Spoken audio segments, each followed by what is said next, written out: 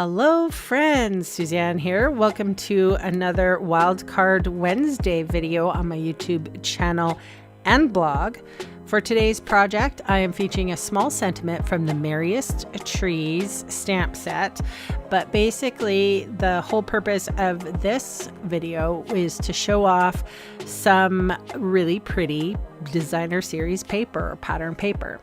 So I'm going to start off with some heat embossing, and I kind of noticed that I had a little bit of static going on in my embossing additions toolkit tray. So I'm taking my embossing buddy and I decided to sort of rub it down so that when I sprinkle on my embossing powder, it's going to slip right off of that toolkit or that pan. So I have used the embossing buddy on my little banners here. These banners are from the Stylish Shapes dies from Stampin' Up. And I'm inking up the sentiment that says, hoping your home is filled with the spirit of the season. So I thought that sentiment went really well with the whole vibe of these cards.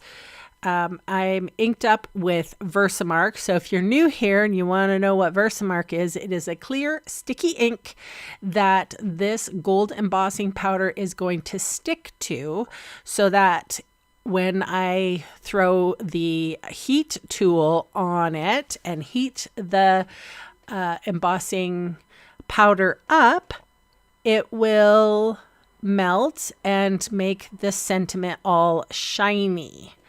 So I know a lot of people like to flick the paper with vigor.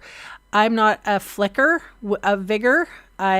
If I find that there's a little bit of powder, I'm tapping the tweezer as opposed to flicking the back of the paper. Because when you flick the back of the paper, you run the risk of knocking off all the powder. So I'm tapping the tweezer and hoping that that is enough to wipe any of the stray embossing powder bits away. And basically, I'm just setting this off to the side. Always put your lid on. Those were little jam jars that Stampin' Up used to sell, but they don't have them in stock anymore, I believe. So what I did was I heated my heat tool up before I took it to my project. A couple of seconds, maybe 30 seconds or so. The heat tool got hot. And now the proper way you're supposed to emboss actually is from behind. But if you have a thicker paper, then you might have to do it from the front. And as you can see, the paper or the embossing powder went from, shine, like granularly to shiny. And that makes the stamped sentiment raised, and it makes it, stand out. And I remember the first time I saw embossing, like I didn't know what it was. I'm like, how did they get that ink to be so shiny? Yeah, it was quite interesting. But I remember it was a black sentiment and it looks sharp. I chose gold for this particular project because it just went with the colors that I was seeing in the pattern paper. So the square here is, I will double measure, but I think they're 3 inches, 3¼ inches by 3¼ inches. And then the pattern paper piece is 3 1/8. And in case you are curious, the cardstock that I'll be using is 8.5 by 4 or by 5.5, scored at 4 1/4, and then the front panel is going to be removed off, or like half the front panel. So 2 1/8 inches will be taken off of that front panel, just because it's kind of like a fun fold card, and it really features these sort of, like, I want to say Bethlehem-esque houses. I'm thinking that's the vibe here, is it's going to, back in Bethlehem with the whole Christmas story theme. The inside panel is just a piece of basic white, and I believe that is 4 1/8 by 5 3/8. And that I just measured it, so that is true. And you can see that front panel now has been removed, so I cut that at 2 1/8. And then these strips of paper, which I love this design, like, I don't know, it speaks to me. And that comes from that paper, Oh Holy Night. You'll find that on page 15 of the catalog. And this particular size is 5 3/8 tall and 2 inches wide. And it's going on that front piece.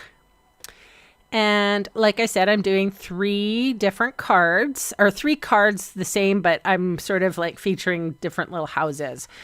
I was a part of my own paper share, and I might have skipped over this paper thinking that, it's just a little too much for me. But I gotta say, you guys, I was a part of my own paper share, and I've almost used all of this paper. I love it. There is so many pieces of it that I just dug. So gotta say, I'm very happy that I'm a part of my own paper share. I will have another paper share coming in January in case you're interested, and in case you're Canadian. I would love to have you on board. Stay tuned. I'll send an email out. For those of you who are interested, you can join my email club. The link is in the description box below, just to be alerted. And I don't spam people. So I try my best just to share news and share any upcoming online classes or product shares. And of course, oh my God, you guys, there is going to be a beautiful new product coming in there for people who want to join up for Stampin' Up. It is a great deal. I can't wait to share with you that information, but that's coming. So I will continue focusing on this card that I am making. I'm doing a messy little nest, and I put the sentiment on dimensionals. So I used a little bit of linen twine or linen thread, and Stampin' Up still sells that. So I put a little squiggle of my dry adhesive down, and then I'm making 3 little loops. And thank goodness, I mean, sometimes the thread comes off the loops kind of funny, but I'm super happy that I was able to make these circles or loops, if you will. And I had enough for all 3. So I've made and I tried to avoid the houses themselves and the stars themselves as well. So any dark portion is what I tried to make happen with these cards. So, and I also adorned them with this product that I haven't even delved into, and we're almost it's almost over now, or I'm not 100% sure if these, well, who knows when they're coming in and going out. These were called opaque ovals, and they come in brown, yellow, pink, and blue. So it was a toss between that and the neutral adhesive back sequins, because they're brown and sparkly, but I didn't want to take away from that pattern paper. So I tried to do with a more muted embellishment. And that's the thing. There's lots of little layers going on here, so you don't want to overdo your, sometimes too much is too much. And I might have even thought that the opal rounds were too much, but because I would have liked to use those adhesive backed star trinkets, but as far as I know, and I can double check, but I'm not sure if those star trinkets are available. So, and they were also on page 15, and they looked like little stars. So that would have been cool too. I suppose if you have all of these products and you're wondering how to use them, this is a great little card that features some of the painterly parts of your pattern paper that you might not have known how to put on a card. Sometimes it's difficult when these cards have actual paintings on them. First of all, you don't want to cut them up. And secondly, you just don't know what to do with them. They can become quite busy. But as you can see here, I've made it a focus on these cards. And I really like them. So, and that's the funny thing. Like I said, I don't know if I would have gotten this paper if it was up to my own devices, because I have to pick and choose the products that I buy for too, because I craft on a budget. But I gotta say, this paper was pretty spectacular. Yeah, liked it a lot. So thank you guys so much for joining me. You can see all the products I used today listed below in the video See More section or in the supplies section of my blog. And those fast links are going to take you to my Canadian online store, where I would love the chance to meet you and earn your business. Thanks so much for watching. Bye for now.